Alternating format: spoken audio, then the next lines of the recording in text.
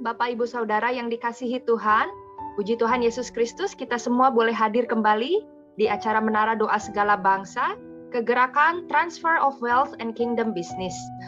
Mari saudara-saudara, kami mengundang apabila Bapak Ibu Saudara ada yang mendapatkan pernyataan Tuhan selama pujian penyembahan tadi, dipersilahkan untuk memberikan kesaksiannya.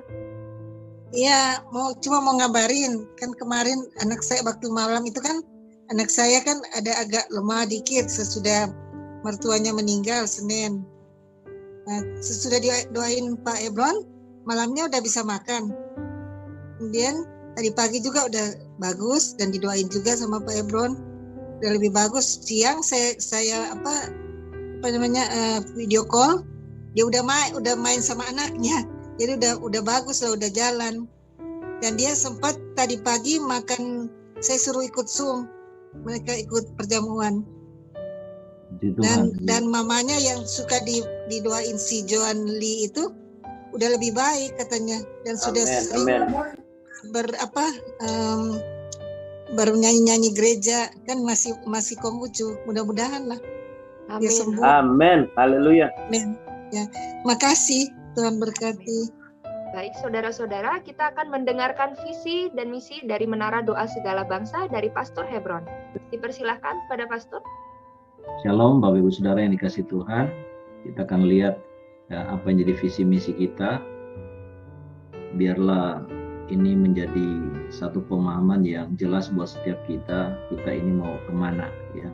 Gambarannya dalam satu kapal, para hamba Tuhan dalam 5 jawatan di dalam Menara Doa Segala Bangsa sebagai nakoda dan sebagai yang dituakan. Kita ini sebenarnya mau dibawa Tuhan kemana. Lewat visi misi ini saudara dan saya bisa tahu dengan jelas Tuhan akan membawa saudara dan saya ini kemana selama saudara bergabung di Menara Doa Segala Bangsa. Kita akan lihat saudara ya.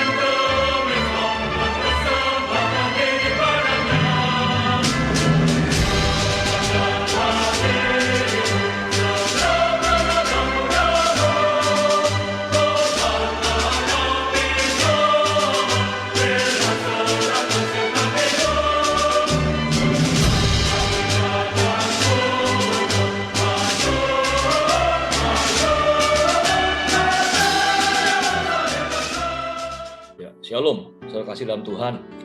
Terima kasih atas kesempatan yang berikan Pak Pendeta Hebron juga. Shalom Pak, terima kasih. Teman-teman semua ya, untuk saya bisa bersama-sama. Shalom Pak Thomas. Ya, shalom ya. Kita bisa sama-sama untuk dengar firman Tuhan untuk saudara dan juga untuk saya sendiri yang men-sharingkan.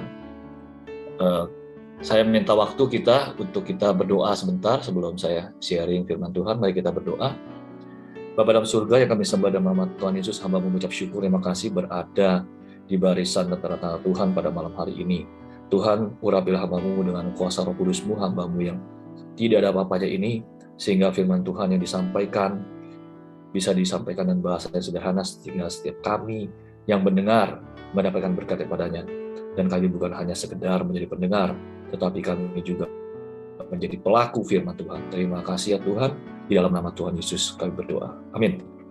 Ya, shalom semuanya sekali lagi ya. Hari ini saya mau sharing mengenai dikasih tema financial miracle ya. Berkat Tuhanlah yang menjadikan kaya, susah payah tidak menambahinya. Tapi kita harus berhati-hati juga dengan ayat tersebut. Jangan sampai kita pikir berkat Tuhan yang menjadikan kaya, susah payah tidak menambahinya, kita juga tidak bertindak sama sekali. Jadi ada dua hal yang mesti kita perhatikan dari pihak Tuhan dan dari pihak kita. Nah, apa sih itu financial miracle? Dulu saya itu kalau di istilahnya berdoa, waduh Pak Hebron, kalau berdoa udah sungguh-sungguh pada saat tahun 2001, 2002 saya sama teman saya sampai pada saat kita usaha showroom 3 orang manajer Asra ya, ada yang kepala cabang, ada yang manajer, senior manajer saya. Kita nggak berhasil, malah gagal. Ya, kita berdoa sungguh-sungguh. Kalau kita persiapkan, mau persiapkan firman, kita mau pelayanan, kita doa puasa, ya nggak makan. Kalau saya udah bukan puasanya nggak makan lagi, Pak Hebron, teman-teman semua. Nggak tidur, puasa nggak tidur juga. Doa semalam suntuk di Mount Hermon situ, di tempat Ibu Dora, ya. Ya, memang banyak terjadi mukjizat. Tapi walaupun sudah sungguh-sungguh, saya belum pernah tiba-tiba ketika saya doa sungguh-sungguh, saya buka mata, tiba-tiba segepok uang 1 miliar menimpa muka saya. Nggak pernah tuh. Saya belum pernah. Saya tanya teman-teman juga belum ada yang seperti itu. Ya, jadi udah doa sungguh-sungguh, udah sungguh-sungguh kita. Tetapi tidak seperti itu. Jadi ada cara-cara Tuhan untuk memberkati kita. Nah, malam hari ini kita belajar beberapa hal. Yang pertama, supaya kita bisa menjadi orang yang penuh kelimpahan dari Tuhan, pertama kita harus punya visi. Nah, visi ini kita harus tahu bahwa visi itu yang menentukan keberhasilan kita yang pertama. Dan saat ini kita hidup dalam dunia yang menuntut segala sesuatu yang harus terjadi secara cepat. Sekarang juga, ya. Kita dilatih, wah kita harus meraih apapun yang kita inginkan. Kapanpun kita mau, kita harus bisa. Ya, kalau kita menginginkannya, kita mau sekarang juga. Wah, kita mau motor sekarang juga, mau mobil sekarang juga. Lapain menabung, kita sering begitu. Gunakan aja kartu kredit, kita kelihatan aksi kan. Ya, nah, boleh kita kalah uang, tapi jangan kalah aksi ya, Pak Hebron ya. Saya kan sering ke Manado itu. Kita ada proyek di Manado, AKR, proyek kita yang besar itu, tempat saya kerja itu yang paling besar propertinya saat ini ya di Manado. Di Manado itu di Wenang Permai situ, ya. Nah, jadi bisa seperti itu. Nah, yang mesti kita perhatikan, orang kaya itu memiliki pengendalian diri, ya. Nah, agar kita bisa memiliki pengendalian diri, maka kita harus memiliki visi. Contoh, seorang pelari maraton. Seorang pelari maraton dia bisa berlari menempuh jarak sampai 43 km dalam pertandingan. Tapi sebenarnya setiap hari dia juga menempuh jarak hampir 43 km. Kadang 15 km, kadang 50 km. Jadi dia melakukan hal tersebut dan dia akhirnya bisa menjadi juara. Nah, apa yang menyebabkan seseorang mau kerja keras untuk meraih kekayaan dan menolak untuk berfoya-foya sehingga dia mau investasi? Visi. Jadi kita mesti punya visi. Amin. Ya. Jadi harta kekayaan bangsa-bangsa akan mengalir ke bait Allah. Itu firman Tuhan. Nah, ini visi ini yang kita harus miliki. Berapapun kita kaya, kalau kita tidak memiliki visi bahwa kita mau menjadi orang yang diberkati Tuhan dan menjadi berkat, yang terutama menjadi berkat, maka semuanya tidak akan terjadi. Ada teman saya, orang tuanya, walaupun dia kongsi, orang tuanya mayoritas saham, punya gedung di Kuningan. Ya. Gedungnya aja tuh bisa hilang. Kemudian dia punya perusahaan advertising, bapaknya pada saat zaman dulu, ya, waktu tahun 89, waktu saya sekolah SMA, 86 sampai 89, itu dia advertising nomor 2 di Indonesia lah. Cuman kalah sama Citra Lintas yang pegang Unilever.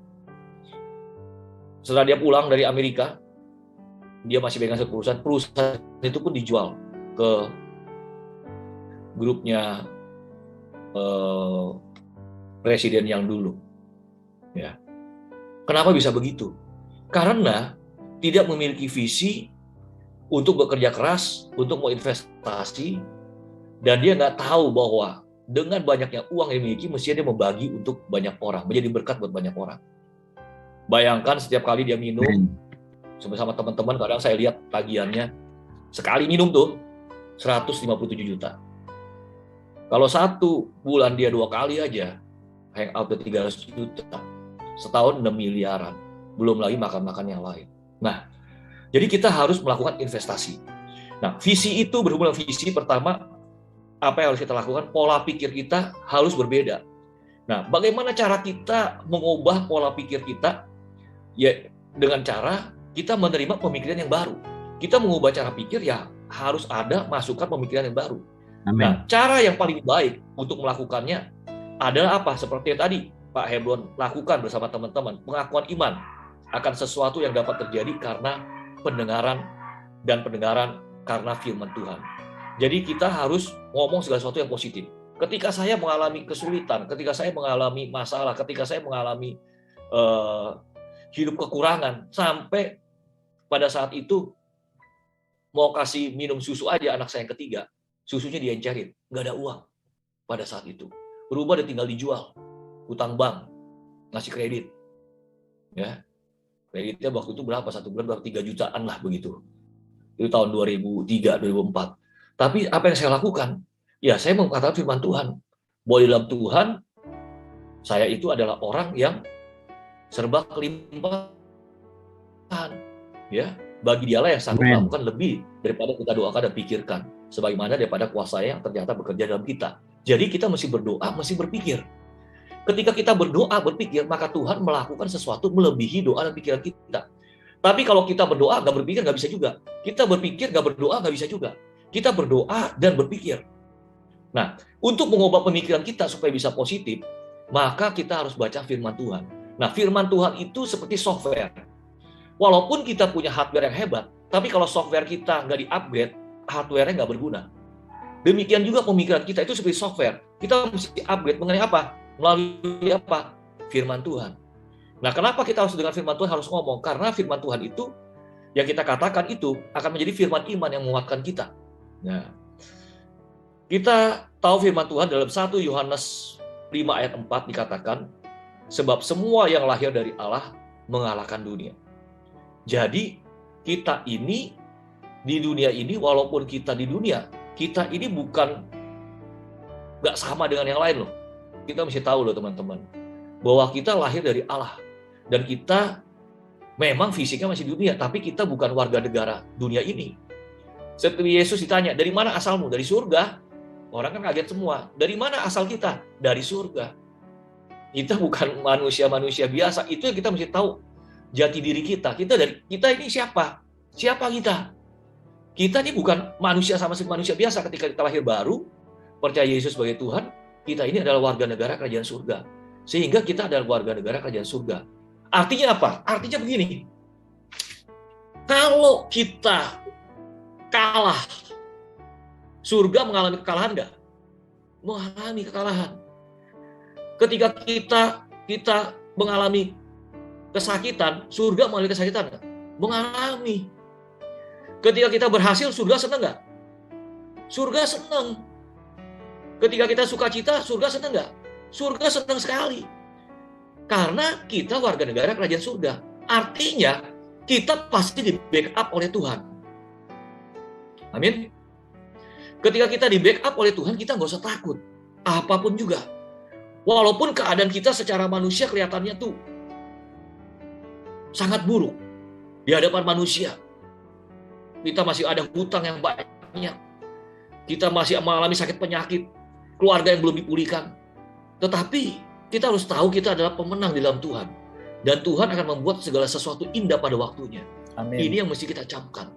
Bahwa Tuhan adalah Tuhan yang sangat mengasihi kita. Kalau Dia aja udah mati buat kita, wah masalah duit, masalah kecil. Masalahnya kita nggak tahu bagaimana caranya kita bisa mendapatkan uang itu. Nah, ketika kita baca firman Tuhan, maka Tuhan akan bukakan satu demi satu. Apa yang harus kita lakukan. Suatu ketika saya menjadi ketua pelaksana waktu datang Ibu Cindy Jacob, ya, Ibu Cindy Jacob ke Indonesia, saya di Full Gospel Business Fellowship Internasional. Pada saat itu Cindy Jacob datang tahun 2002 atau berapa itu saya nggak lupa, 2002 atau 2001. Itu sebelum ada transformasi Indonesia. Terus kita undang hamba-hamba Tuhan, ya, hamba-hamba Tuhan, ada Pak Timotius Arifin lah, kemudian ada Pak Suciono yang dari Gereja Kristus yang di Ketapang, macam-macam lah denominasinya lah. Kita undang datang. Insinyur Niko juga ada. Nah, Insinyur Niko juga dia ngomong transformasi dia setelah ada kata-kata dari Ibu Cindy Jacob. Jadi dia ikutin. Nah, ketika itu Ibu Cindy Jacob tuh bernubuat. Waktu itu saya lagi usaha otomotif. Dia bernubuat begini. Ada 3 bidang atau istilahnya 3 gunung ya yang akan diberkati oleh Tuhan. Yang pertama adalah pendidikan. Dia bilang, ya. Pendidikan. Yang kedua, pariwisata. Yang ketiga, properti. Dia bilang begitu. Wah, saya nangkep nih properti karena saya dari kecil teman-teman saya kebanyakan orang tuanya usahanya properti. Wah, saya mesti masuk properti. Gimana caranya? Ya, saya buka property agent sendiri. Karena kalau buka property agent sendiri, ceritanya panjang lah. Saya buka property agent, akhirnya teman saya nggak mau bayar hutang, property agent itu harus tutup, saya bekerja lagi di bidang properti. Dan itu membawa saya sampai sekarang di satu perusahaan properti, ya, perusahaan nasional. Nah, jadi kita harus tahu visi dari Tuhan apa. Nah, visi pertama dari kita harus memberi. Nah, Alkitab mengatakan bahwa apabila kita membangun rumahnya, maka ia akan membangun rumah kita. Ada nggak ayatnya itu, Pak Pendeta Hebron? Ada kan ayatnya? Nah, Allah adalah sumber kita. Nah, kerinduan kita dalam rangka mewujudkan visi ini adalah agar kita diberkati supaya menjadi berkat. Nah, kita harus mengumpulkan kekayaan dengan cara yang dikehendaki Allah. Kita harus memulai dengan sikap hati memberi. Judul tema pada hari ini, Amsal 10 ayat 22 berkata, berkat Tuhanlah yang menjadikan kaya, susah payah tidak akan menambahinya. Susah payah tidak akan menambahinya. Berkat Tuhanlah yang menjadikan kaya, susah payah tidak akan menambahinya. Ya. Nah, artinya apa? Artinya ketika kita diberkati, apa yang kita kerjakan kita akan berhasil. Nah, ketika kita berkati, apa yang kita kerjakan akan berhasil. Nah, untuk eksplorasi ayat ini nanti terakhir saya akan masuk lagi. Yang kedua, pertama visi untuk memberi, yang kedua visi untuk mengarah pada diri sendiri. Kita mesti tahu begini, sekarang kekayaan kita berapa sih? Oh, 1 miliar, oke. 5 miliar, oke. 100 juta, oke. Nah, terus visi dan tujuan buat diri kita sendiri apa? Jadi visi bicara tujuan. Tanpa tujuan kita nggak tahu nih kita mau kemana. Misalnya saya mau pergi ke Manado. Saya datang ke Bandara Soekarno-Hatta. Saya naik pesawat terserah saya. Ternyata pesawatnya ke Medan, nggak nyampe itu. Saya nggak bisa sampai ke Manado. Atau pesawatnya ke Makassar. Jadi kita mesti tahu visinya apa. Nah, visi inilah yang mengarahkan kemana saya akan pergi. Ya. Nah, misi visi kita apa? Kita mesti tulis dulu. Misalnya kata mau dapat visi kita dalam hidup kita dapat 100 miliar atau 1 miliar dolar, artinya 10 triliun ya, nggak 1000 triliun seperti tadi Pak Hebron. 1000 triliun juga mungkin masih kurang Pak Hebron, mungkin 10.000 triliun.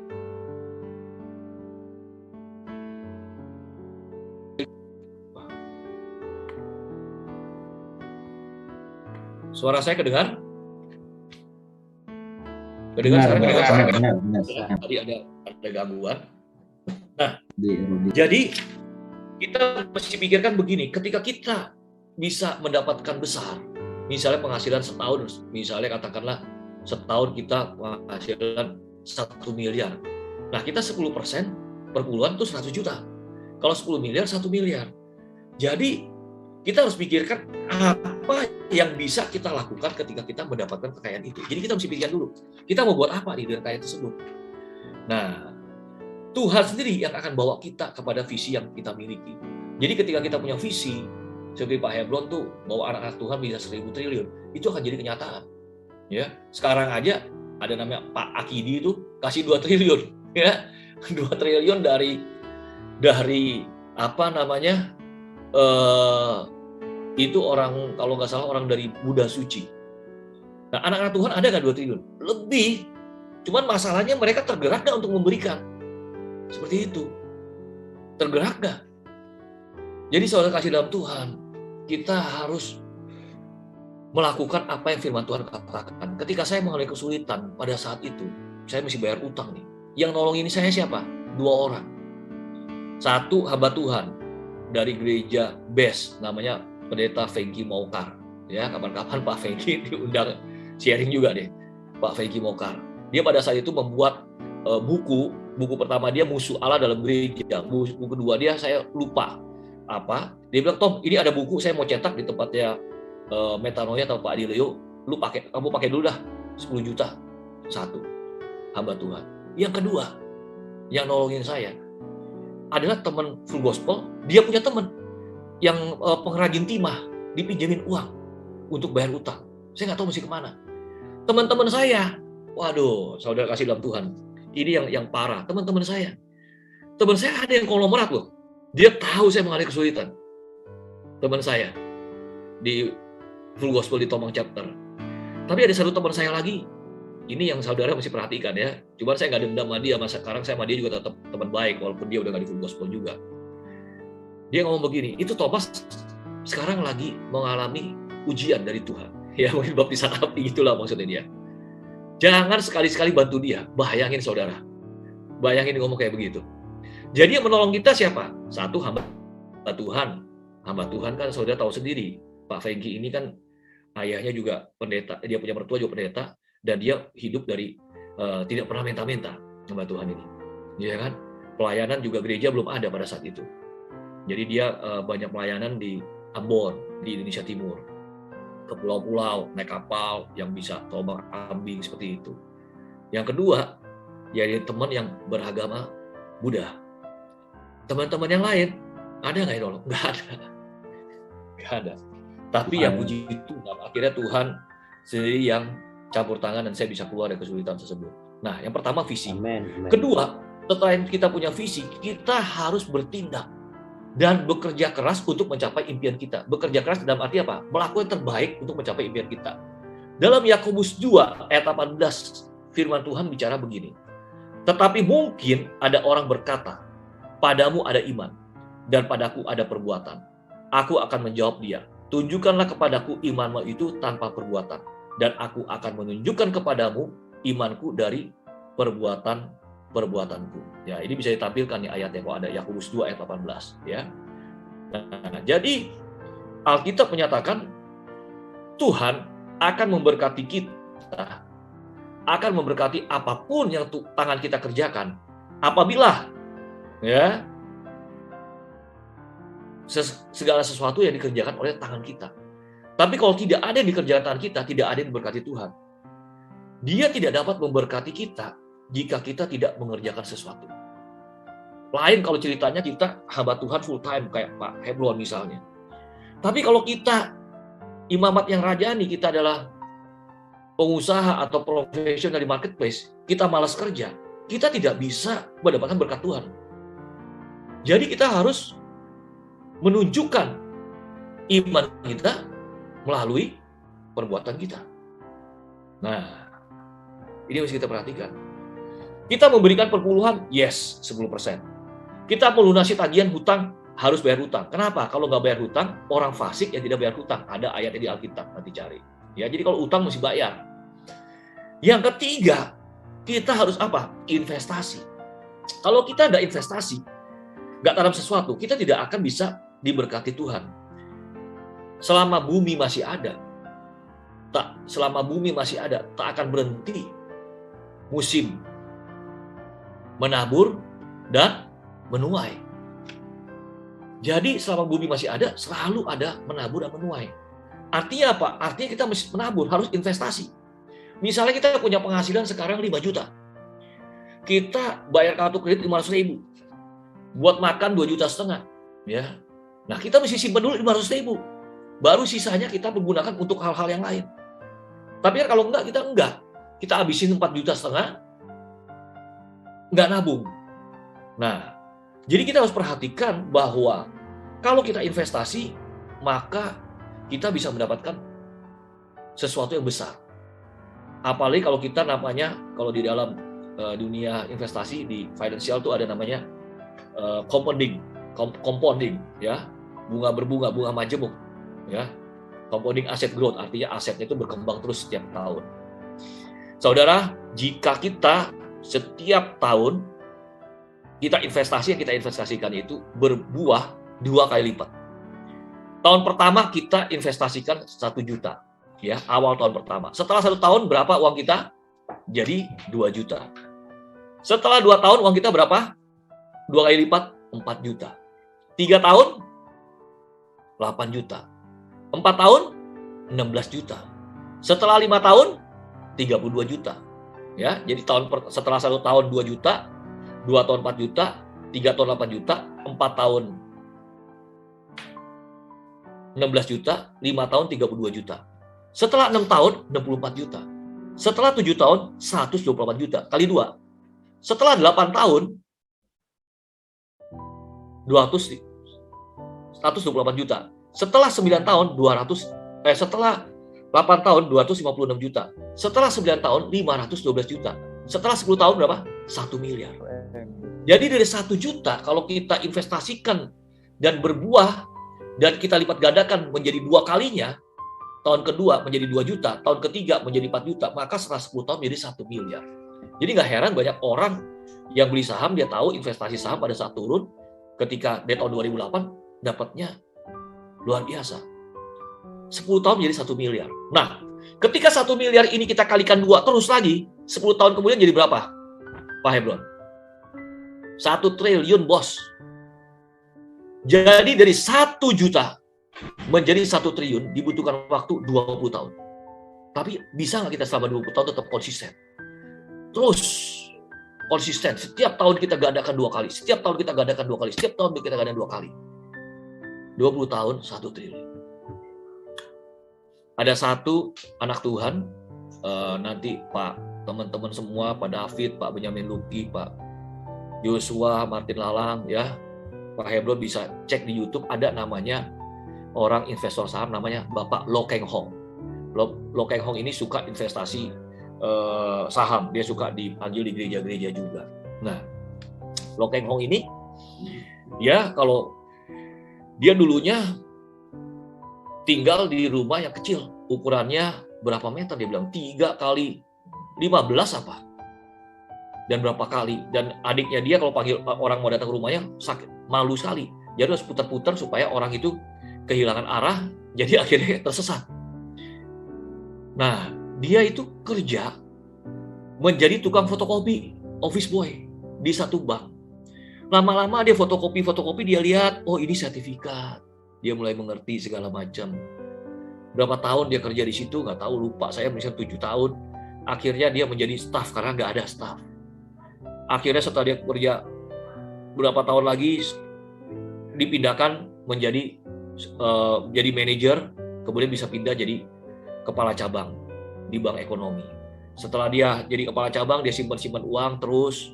Akhirnya dia lulus, ya. Sebelumnya dia juga kuliah malam hari di PSKD, siangnya itu PSKD, malamnya jadi universitas. Jadi universitas itu tidak ada gedungnya, ya.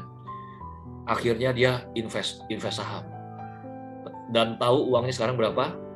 Pak Lo Keng Hong itu 2,5 triliun. Kita bisa cek secara gampang kok. dia pemegang saham di PTRO ada sekitar 6%. Kemudian di BMTR ya, di tempatnya MNC Group, di Gajah Tunggal, GJTL juga ada. Kita lihat di laporan keuangan kita bisa tahu 2,5 triliun dari tukang fotokopi. Jadi apapun juga kita sekarang, misalnya kita bukan tukang bubur, asisten tukang bubur sekalipun, tetap bisa berhasil.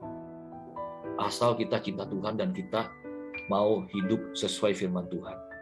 Ya, jadi kita harus bekerja keras.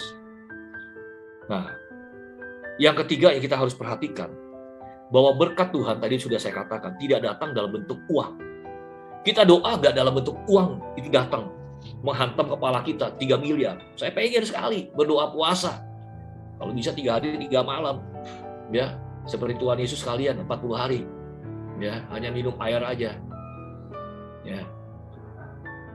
Tapi cara Tuhan bukan begitu, Bapak Ibu. Berkat Tuhan tidak datang dalam bentuk uang, tetapi dalam bentuk kemampuan untuk menghasilkan produk atau kreativitas. Tadi kan ada deklarasi kan, ya, bahwa berkat Tuhan itu datang, ya, bahwa Tuhanlah yang memberikan kekuatan untuk memperoleh kekayaan, ya. Kekuatan ini artinya kreativitas, artinya hikmat Tuhan. Nah, jadi berkat Tuhan tidak datang dalam bentuk uang, tetapi dalam bentuk produk yang kita hasilkan. Uang itu ada di mana-mana. Masalahnya uang itu nggak ada di kantong kita. Dan kita nggak tahu cara mendapatkan uang. Ulangan 8 ayat 18 bisa ditampilkan. Sebab dialah yang memberikan kekuatan untuk memperoleh kekayaan.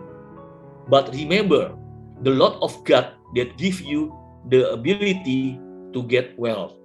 Jadi Tuhan yang memberikan kita kekuatan untuk memperoleh kekayaan. Tuhan memberikan kemampuan kepada kita untuk produktif. Nah, dari sejak awal, Tuhan sudah kasih tahu dalam Kejadian 1 ayat 28. Ya, nah itu udah tadi ingat bahwa Tuhan Allahmu yang memberikan kekayaan kepadamu. Hal itu dilakukannya karena sampai hari ini masih setia dengan perjanjian dibuatnya dengan nenek moyangmu. Ya, nah Kejadian 1 ayat 28, boleh pindah ke Kejadian 1 ayat 28. Kejadian 1 ayat 28 bicara begini. Allah memberkati mereka. Lalu Allah berfirman kepada mereka, beranak cuculah dan bertambah banyak. Penuhilah bumi dan taklukkanlah itu. Berkuasalah atas ikan-ikan di laut dan burung-burung di udara dan atas segala binatang yang merayap di bumi. Saudara kasih dalam Tuhan, Allah memberkati mereka lalu Allah berfirman kepada beranak cucu dan bertambah banyak. Seringkali kita berpikir bahwa ayat ini berbicara tentang pelipat gandaan dalam bentuk beranak cucu. Apakah betul bahwa orang yang punya anak cucu adalah orang yang diberkati Tuhan? Kalau nggak punya anak cucu, nggak diberkati Tuhan.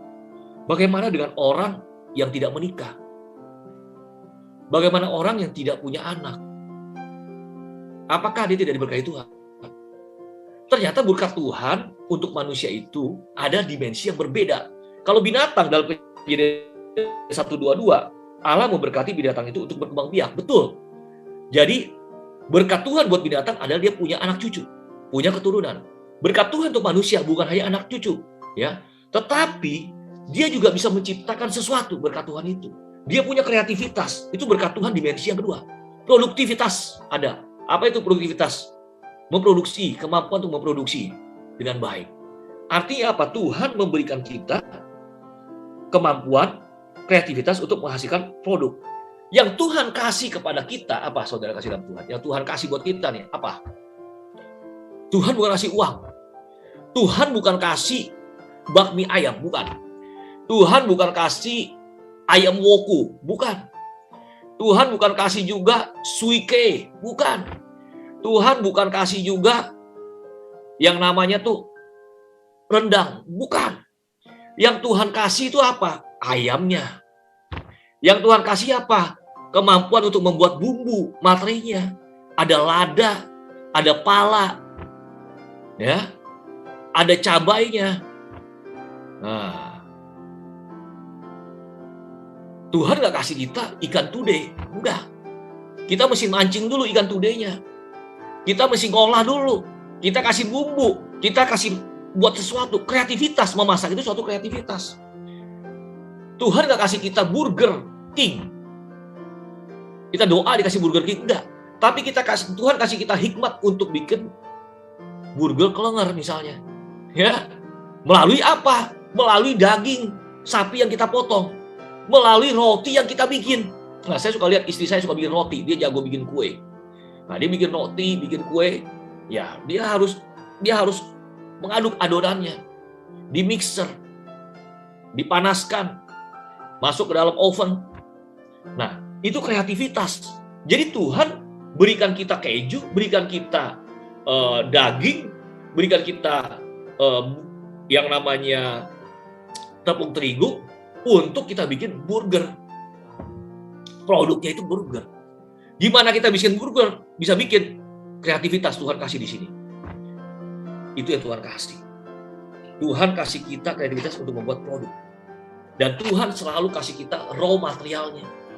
Raw materialnya Tuhan kasih. Dan kita harus mengolah. Dan kita harus minta sama Tuhan. Dan Tuhan pasti akan memberikan hikmat kepada kita. Nah, ada seorang di Afrika hidup dalam kemiskinan. Dia minta datang pada pendetanya. Saya perlu uang nih. Tolong kasih saya uang. Pendetanya nggak mau kasih uang. Kalau saya kasih kamu uang, kamu habis uangnya. Saya doakan kamu saja. Ya, urapi sabmu. Yang minyak urapan, saya doakan kamu biar Tuhan memberikan kamu hikmat. Dan saya merasa kamu harus berjual minyak. Dia mendapat kata-kata marifat pendetanya. Akhirnya apa yang terjadi? Dia jual minyak. Ya, dia jual minyak dan jadi trader dulu awalnya dan akhirnya jadi pengusaha minyak beneran di Afrika. Itu ada cerita itu. Jadi orang paling kaya di Afrika. Jadi dalam situasi apapun, dalam situasi negara yang kacau sekalipun, negara yang miskin sekalipun, selalu ada orang-orang yang berpikir berbeda sehingga dia bisa berhasil. Dan dia bisa sukses. Amen. Selalu ada. Karena apa? Karena ada orang-orang yang mau ciptakan produk dan mau berusaha dengan sungguh-sungguh. Ya. Saudara, banyak contoh-contoh yang kita bisa pelajari. Pak Ciputra misalnya, dulu saya pernah buka property agent, Century 21 itu kan keluarga Ciputra yang punya. Jadi saya sama keluarga mereka ada kenal juga beberapa lah dengan Ibu Gina Ciputra. Pak Ciputra selalu cerita, dia selalu cerita bahwa dulunya dia tangkap babi. Waktu kecil orang tuanya ditangkap sama Jepang, kemudian dia mati dimanapun dia nggak tahu. Pak Ciputra dari Gorontalo kan, dari Sulawesi. Dia datang ke sini bersama dengan Budi Brasali sama Ismail Sofyan, lulusan ITB. Kebetulan Pak Budi Brasali itu teman saya punya orang tua, ya, teman saya Grace Brasali, orang tuanya Budi Brasali. Mereka tuh kongsi kosong biro arsiteknya. Nah, kemudian akhirnya Pak Ciputra itu gigih sekali. Dia ingin mendapatkan proyek dari pemerintah, yaitu untuk bisa reklamasi Ancol. Dia nggak punya uang, sama sekali nggak punya uang. Mereka tiga-tiganya tuh orang miskin. Pak Budi Brasali itu dari Semarang, Pak Ciputra dari Gorontalo, terakhir lagi Ismail Sofyan temannya. Biro arsiteknya kosong, nggak ada yang datang pakai jasa mereka. Namanya biro arsiteknya itu Rencana Jaya kalau nggak salah namanya. Ada bukunya. Akhirnya dia datang mau ketemu Ali Sadikin. Apa yang dia lakukan? Dia tidur di pintu masuk balai kota. Sehingga kalau datang, gubernur datang, kan pasti lewatin dia dong. Ketemulah dia. Di situ baru Ciputra ngomong, bahwa saya punya ide begini untuk Ancol ini. Sehingga akhirnya dengan ide tersebut dia bisa berhasil dengan modal dengkul. Ya. Nah, saudara kasih dalam Tuhan, ini kita harus tahu bahwa kita diberikan Tuhan kita kekuatan untuk mulai kekayaan. Artinya kita diberikan kreativitas. Tuhan memberikan kita kreativitas. Tuhan memberikan kita raw material, bukan produk jadi. Yang tadi saya katakan, Tuhan kasih kita susu, kasih kita keju, kasih kita tepung untuk kita bisa bikin burger. Ya, Saudara kasih dalam Tuhan, bukan burgernya itu yang dibikin, tetapi Tuhan akan kasih kita kekuatan untuk membuat burger, kepandaian. Kemudian yang 3B, kita harus tingkatkan keahlian kita. Kita harus belajar, ya. Nah, dalam Amsal 22 ayat 29 dikatakan begini, pernahkah engkau melihat orang yang cakap dalam pekerjaannya? Di hadapan raja-raja dia akan berdiri. Nah, Amsal 22 ayat 29. Artinya apa? Artinya ketika kita fokus, kapasitas kita tingkatkan, maka suatu ketika kita akan berdiri di hadapan raja-raja, saudara dalam Tuhan. Raja-raja itu bisa berarti kamu berdiri di hadapan kepala staf angkatan darat, di hadapan presiden, ya, di hadapan orang-orang top, bukan di rumah orang biasa, karena punya keahlian. Kalau nggak punya keahlian nggak bisa kita, ya. Orang nggak mau ketemu kita. Tapi kita punya keahlian, orang senang ketemu kita. Nah, artinya kita harus jadi tajam. Kalau kita jadi sales, kita harus jadi super sales yang bisa berhasil. Kita bekerja sungguh-sungguh. Kalau orang bisa berhasil tanpa Tuhan, apalagi kita dengan Tuhan Yesus, apalagi kita warga negara kerajaan surga. Artinya apa? Artinya kita bisa. Dan pasti sukses. Ini saudara lihat, saya punya foto profile, itu ada gedung AKR.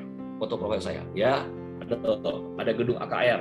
Di sampingnya yang itu adalah gedung AKR Gallery West apartemen.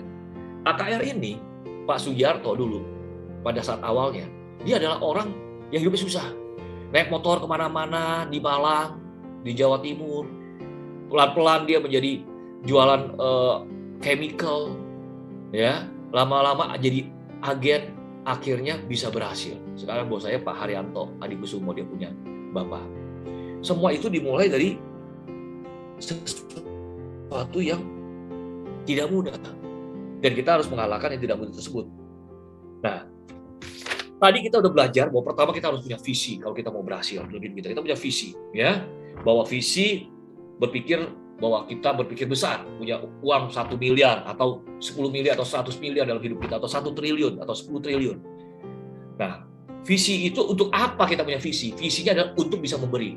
Itu pertama, visi untuk memberi. Yang kedua adalah visi bahwa kita menentukan tujuan, bahwa kita ingin menjadi berkat buat banyak orang, kita ingin punya penghasilan, misalnya katakanlah 1 tahun 10 miliar misalnya. 1 tahun 10 miliar. Ya, setahun 10 miliar. Itu visi kita. Jadi pertama visi kita untuk memberi, yang kedua visi kita untuk diri kita maunya seperti apa. Yang setelah punya visi, kedua kita harus bertindak dan bekerja keras untuk mencapai impian kita, yang Yakobus 2 ayat 18. Yang ketiga kita harus tahu bahwa berkat Tuhan tidak datang dalam bentuk uang, tetapi berkat Tuhan dalam bentuk kreativitas. Dan yang tidak kalah penting, kita harus tingkatkan keahlian kita dan kita harus belajar. Amsal 22 ayat 29. Ya. Nah, saudara kasih dalam Tuhan, kalau kita bicara mengenai rajin, saudara kasih dalam Tuhan, kita harus belajar dari binatang yang namanya semut, ya. Binatang yang namanya semut itu luar biasa, saudara kasih dalam Tuhan. Binatang yang namanya semut, ya. Binatang yang namanya semut itu sangat luar biasa. Semut itu tidak memiliki raja, tidak memiliki pemimpin. Tetapi saudara kasih dalam Tuhan, semut itu tidak memiliki pemimpin, tetapi dia itu mengumpulkan makanannya pada saat musim panas. Nah, saudara kasih dalam Tuhan, kita harus tahu bahwa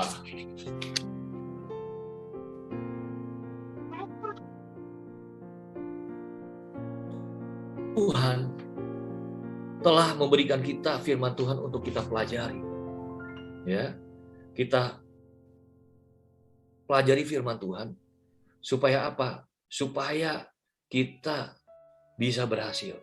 Kita belajar dari semut. Nah, selain itu saudara kasih dalam Tuhan, kita harus tahu juga dalam Pengkhotbah 6 ayat 1 sampai 2. Kalau dalam pengkhotbah itu dikatakan bahwa kekayaan itu akan menjadi kemalangan jika tidak diberikan kuasa untuk memilikinya. Saudara kasih dalam Tuhan, kita kalau tidak diberikan kuasa untuk menikmati, maka percuma aja. Ya.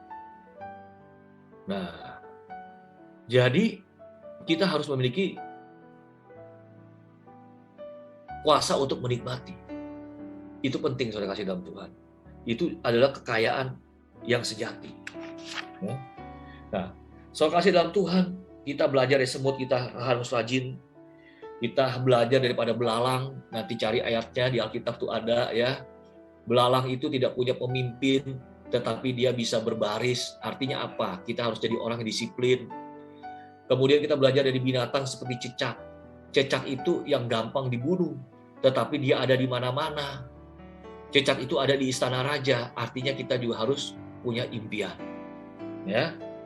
Nah, terlepas dari itu semua, saudara kasih dalam Tuhan, kita sudah punya visi, kita sudah bekerja keras, ya. Kita udah tahu ada kreativitas yang Tuhan kasih, kita punya keahlian, kita sekolah tinggi, kita belajar.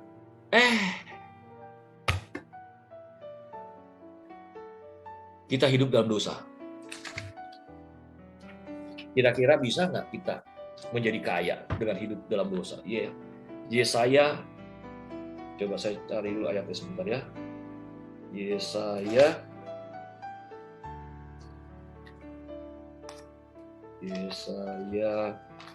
Yesaya 59 seperti itu. Yesaya 59 ayat 1-2, Pak. Ya, ayat 1-2. Yesaya 59 ayat 1-2. Dosa adalah penghambat keselamatan. Sesungguhnya tangan Tuhan tidak kurang panjang untuk menyelamatkan, dan pendengarannya tidak kurang tajam untuk mendengar. Tetapi yang merupakan pemisah antara kamu dan Allahmu ialah segala kejahatanmu. Dan yang membuat dia menyembunyikan diri terhadap kamu, sehingga ia tidak mendengar, ialah segala dosamu. Kalau kasih dalam Tuhan, kalau kita ada berbuat dosa, berapa pintar pun kita, saudara kasih dalam Tuhan, terutama kita anak Tuhan ya, maka kita tidak bisa yang mendapatkan kekayaan dari Tuhan, kekayaan yang sejati. Kenapa? Karena Tuhan lebih ingin kita masuk surga daripada dia ingin kita kaya. Saudara mesti ingat. Kecuali saudara nggak percaya Tuhan sama sekali lah, saudara mau jadi kaya dengan cara apapun bisa. Tapi kalau kita anak Tuhan, ada firman Tuhan yang harus kita taati. Ketika kita terima Yesus sebagai Tuhan di dalam pribadi, itu gratis. Tapi ketika kita ingin menikmati janji-janji Tuhan, maka ada syaratnya, saudara. Keselamatan gratis. Menikmati janji Tuhan, ada syaratnya. Syaratnya apa? Mengikuti firman Tuhan. Dan kalau kita mencintai Tuhan, pasti kita mencintai yang namanya perintah-perintahnya. Dan perintah-perintahnya itu gak berat. Saya kasih Tuhan. Kuk air pasang Tuhan itu tidak berat. Ringan. Tapi seringkali kita tidak berada dalam jalan Tuhan. Sehingga kita tidak bisa mengalami berkat Tuhan yang berkelimpahan secara luar biasa. Ini pun saya alami, saudara kasih dalam Tuhan. Ketika saya tahun 99 hidup tidak dalam Tuhan, melakukan hal yang berbuat dosa lah, ya, melakukan dosa perzinahan. Setelah saya pada saat itu saya jadi manajer di Astra Internasional. Setelah saya berapa tahun kemudian, saya usaha sama teman, nggak berhasil. Bayangkan 3 orang manajer cabang buka usaha, akhirnya buka 3 showroom, nggak berhasil. Saya buka usaha properti, dapat deal jual 17,9 hektar tanah di Danmogot kilometer 17,8 milik Baki Brothers.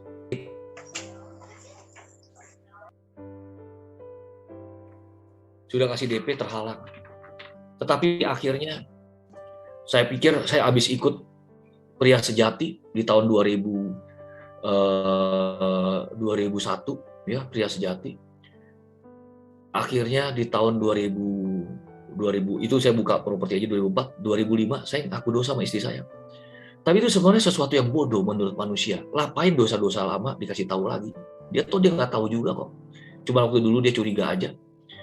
Tapi saya pikir kita mengaku bukan hanya pada Tuhan, kita harus bereskan dengan orang yang kita khianati. Jadi saya minta maaf sama dia.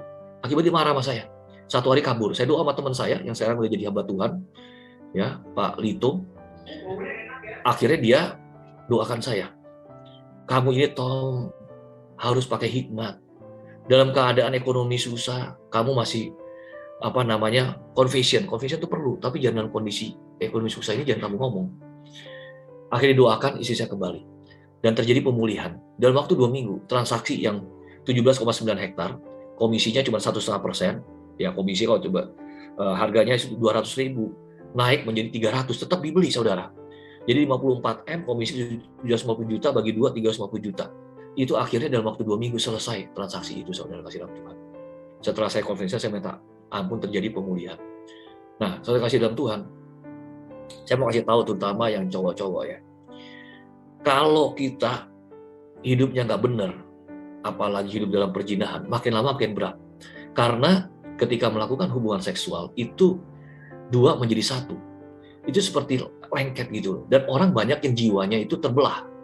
Karena ketika melakukan hubungan seks dengan satu orang perempuan itu melakukan hubungan seks dengan orang lain juga. Dia jiwanya terpecah. 2 menjadi 1 kan. Jadi jiwa-jiwa penjahat segala macam masuk tempat dia. Jiwa itu juga masuk tempat kita. Bagaimana kalau dalam diri kita banyak jiwa? Bisa jadi gila. Bisa jadi terpecah. Dan jadi berat. Seperti kertas yang ada lem. Nempel ketika dengan orang berzina, nempel 1. Nempel lagi, nempel terus. Lama-lama makin berat. Hidupnya makin berat. Dan ketika kita percaya sama Tuhan, maka saya percaya sekali bahwa ini tidak akan membuat kita bisa berhasil, bisa kaya. Nggak mungkin. Pasti hidup kita miskin. Seperti itu. Saya pernah waktu doa di tempatnya Ibu Dora Kansil juga, di Mon Herman, dia juga ceritakan mengenai hal ini juga. Dosa perzinahan. Dan itu termasuk dosa yang mendatangkan maut. Penyembahan berhala, ketidakdewasaan, kemudian dosa perzinahan, ya itu dosa yang mendatangkan maut. Di 1 Korintus. Jadi saudara dalam Tuhan, kita bisa punya visi yang luar biasa. Kita tahu bahwa kita bertindak, kita bicara firman Tuhan, kita deklarasi firman Tuhan. Kita juga bekerja keras, ya. Kita juga belajar tingkatkan keahlian kita. Tapi ketika kita hidup di dalam dosa, maka berkat Tuhan tidak akan terjadi dalam hidup kita. Maka langit menjadi tembaga. Saudara kasih dalam Tuhan. Jadi ini yang mesti kita perhatikan. Nggak mudah memang. Kenapa saya harus ceritakan? Karena saya mengasihi saudara-saudara semua. Dan apa yang saya katakan itu adalah apa yang saya alami. Sehingga bisa terjadi terobosan. Ada akibatnya? Ada. Saya mundur berapa tahun. Kalau dari dulu saya hidupnya lurus-lurus saja mungkin udah berbeda. 2-3 kali kesenangan menghasilkan kehancuran. Tapi Tuhan kita adalah Tuhan yang pengampun. Ketika kita minta ampun sama Dia, maka kita dipulihkan sama Tuhan Yesus. Sekali untuk selamanya. Amin, saudara kasih dalam Tuhan. Jadi saudara kasih dalam Tuhan, kita harus hidup dalam kekudusan firman Tuhan. Kita boleh deklarasi. Saya dulu deklarasi terus. Setiap hari saya deklarasi. Saya orang yang diberkati Tuhan. Kian hari kian kaya, menjadi amat kaya dalam segala hal. Saya tidak berhutang, bahkan saya beri pinjaman. Terus saya ngomongin. Nggak ada yang terjadi. Karena saya tidak ngaku dosa saya.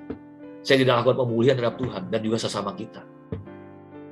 Tapi ketika saya minta ampun sama Tuhan, saya lakukan pemulihan dengan istri saya. Dengan orang-orang yang saya sayangi, ataupun juga musuh pun saya udah nggak ada lah. Banyak orang nipuin saya, tapi berkatkan dari Tuhan. Ketika itu saya tahu bahwa surga terbuka buat saya. Dan Dia dukung saya, Dia support saya. Apapun yang saya lakukan selalu berhasil. Saudara kasih dalam Tuhan. Dimanapun saya ditempatin, pasti berhasil. Tidak pernah gagal, saudara kasih dalam Tuhan. Bukan karena saya hebat. Saya orang yang biasa-biasa, nggak ada apa-apanya, saudara kasih dalam Tuhan. Saya belajar properti dari tahun 2004. Ada orang yang tahun 98, 88, 90-an. Tapi saya udah bisa ketemu dulu Kepala Staf Angkatan Darat. Kemarin saya ketemu satu konglomerat, dia juga kaget, dia mau buka usaha properti. Saya kasih tahu dia banyak langkah yang salah. Dan dia juga menghargai saya. Saya pikir itu berkat Tuhan lah yang menjadikan kaya. Susah payah tidak menambahnya. Kaya bukan artinya kaya uang. Bukan. Kaya artinya kita damai sejahtera. kaya akan hubungan, sukacita, itu juga kekayaan. Ada damai sejahtera, ada sukacita, saudara kasih dalam Tuhan. Kalau semua keluarga kita hidup dalam takut akan Tuhan, itu kekayaan yang sejati. Kekayaan hubungan, saudara. Ya kan? Duit nggak dibawa mati. Tetapi hubungan kita dengan anak kita, dengan istri kita, dengan orang tua kita, itu akan menjadi kenangan selama-lamanya. Itu adalah kekayaan juga. Saudara kasih dalam Tuhan. Ya. Jadi, saudara kasih dalam Tuhan, saya terima kasih atas kesempatan diberikan. Jadi kita harus hidup di dalam Tuhan, dan kita harus punya visi, kemudian kita harus bekerja keras, kita tahu bahwa Tuhan yang memberikan kita kekuatan, kreativitas, memberikan kekayaan.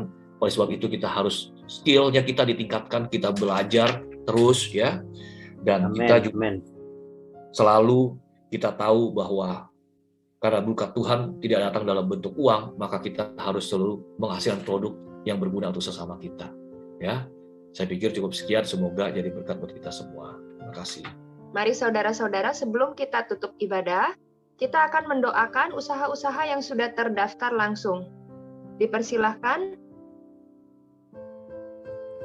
Ya, mari kita mendoakan usaha-usaha yang terdaftar di MDSB.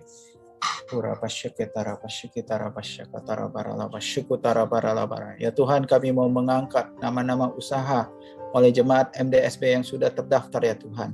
PD Wijaya Konveksi, Jimmy Sembayang dan Partner, Diva 13 Store, CV Tandi Utama Perkasa, Harvest Bakery dan Mi Bento, Eagle Way Enterprise, Batik Sinar Jaya, Warkop Bang Monang, Homemade Ikan Tausi Borneo, Espermen Karet 88, Binary Trader and Art Studio, Dessert Table, CV Eklesia Mulia Jaya, Peternakan Gloria, LG Nelsi Cell, Angkotan Kota, Toko Indonesia UK, Pilihan Shop 95, Penjahit Abun, Delabert Cake, Toko Berlin, Mana Koser, Xavier Mark Darmo Permai, P. Glenny, Riyadi Motor dan Tunas Harapan, Diko Production, Potato, Pink Box, Pemanik, Kursus Menjahit Fabulosa, LPK Putri Pertiwi, Ukasi Murah, Niki Murah, Murah-Murah Store, Pink Christie, Warung Baby, CV Dinamika Agribisnis Borneo, Podomoro Helm Pontianak Kalbar, Sitinjak Property, Innofinix, Christian Mode Alterier and Stomerits Services, PT Buana Jaya Media Tama, Fancy Cakes, Joy Interior Studio, Chandra Plat, Toko Kathleen Fashion Anak, Tiga Karya, PT Anugerah Innova atau Avios, Almond Kitchen, Susu Almond Jakarta, Susu Almond Star, Dapur Mama Clara, CV Philadelphia Putra, PT Raya Suariti, PT Langgeng Mandiri Internusa, PT Desain Optima Mitra Selaras, Maju Jaya, Madu Sulawesi, Millennium Shop, Makmur Jaya Online Shop, Makmur Jaya Services Station, Sumber Mas 3, INY Laundry, CV Garage 88 Autopart Batam, PNS, guru-guru, tenaga medis dan bidang jasa, bidang toko online yang mereka masih belum mempunyai nama karena mereka kecil ya Tuhan. Tapi kami percaya perlindungan-Mu, berkat-Mu buat mereka semua ya Tuhan. Akan ada pintu gerbang yang selalu terbuka untuk mereka ya Tuhan. Ketika mereka mencari Engkau ya Tuhan, apapun yang mereka perbuat akan berhasil. Apapun yang mereka buntu ya Tuhan, Engkau akan berikan hikmat kepada mereka ya Tuhan. Kemana harus mereka lakukan, apa yang harus mereka kerjakan, ada hikmat dari Engkau yang Engkau berikan. Engkau akan mempertemukan partner-partner yang takut akan Tuhan, sehingga makin berkembang usaha mereka ya Tuhan. Engkau akan mengirimkan malaikat-malaikat-Mu untuk menjaga tempat usaha mereka, toko, kantor, pabrik, dan tempat yang produksi ya Tuhan. Engkau akan kirimkan untuk menjaga ya Tuhan. Kami halau semua kuasa-kuasa gelap, balalang pelahap, penipuan, perampok, tidak bisa bekerja ya Tuhan, karena perlindungan-Mu yang sempurna atas mereka ya Tuhan. Kami juga berdoa untuk karyawan yang bekerja di luar Indonesia juga ya Tuhan. Engkau akan memberikan kemampuan untuk mereka berkembang lebih lagi ya Tuhan. Ada kata-kata baru, bahasa-bahasa di mana mereka bekerja di luar Indonesia, mereka bisa mempelajarinya dengan baik sehingga mereka bisa berkomunikasi dengan negara, orang-orang yang di negara tersebut ya Tuhan. Dan utamanya adalah penginjilan terjadi ya Tuhan, amanat agung terjadi ya Tuhan. Mereka bisa melihat bagaimana orang-orang MDSB ini ya Tuhan, anak-anak-Mu yang bekerja di luar Indonesia begitu diberkati dengan luar biasa, sehingga mereka mau tahu kenapa, apa rahasianya. Semua ini karena Engkau, karena firman-Mu ya Tuhan. Kami berdoa ya Tuhan, mereka menjadi komunitas-komunitas seperti kisah para rasul di luar Indonesia ini ya Tuhan, akan membentuk sebuah komunitas, akan terjadi multiplikasi ya Tuhan. Kami percaya Tuhan, semua itu karena untuk kemuliaan-Mu, untuk kerajaan-Mu ya Tuhan. Dan inilah tujuan-Mu ya Tuhan. Lewat menara doa segala bangsa ini, maka visi misi ini bisa tercapai ya Tuhan. Akan sampai ke bangsa-bangsa, dari Indonesia sampai ke bangsa-bangsa ya Tuhan. Kami juga berdoa untuk perlindungan keluarga, setiap daripada keluarga mereka ya Tuhan. Ada hubungan keluarga yang direstorasi ya Tuhan. Hubungan suami dengan istri, orang tua dengan anak ya Tuhan, sehingga melalui pemulihan tersebut berkat yang makin melimpah yang Kau berikan kepada mereka ya Tuhan. Kami percaya Tuhan, kami percaya itu Tuhan. Terima kasih Tuhan, terima kasih Yesus, terima kasih Roh Kudus. Kami mau serahkan semua ini Bapa ke dalam tangan-Mu, dalam nama Tuhan Yesus Kristus kami berdoa, amin.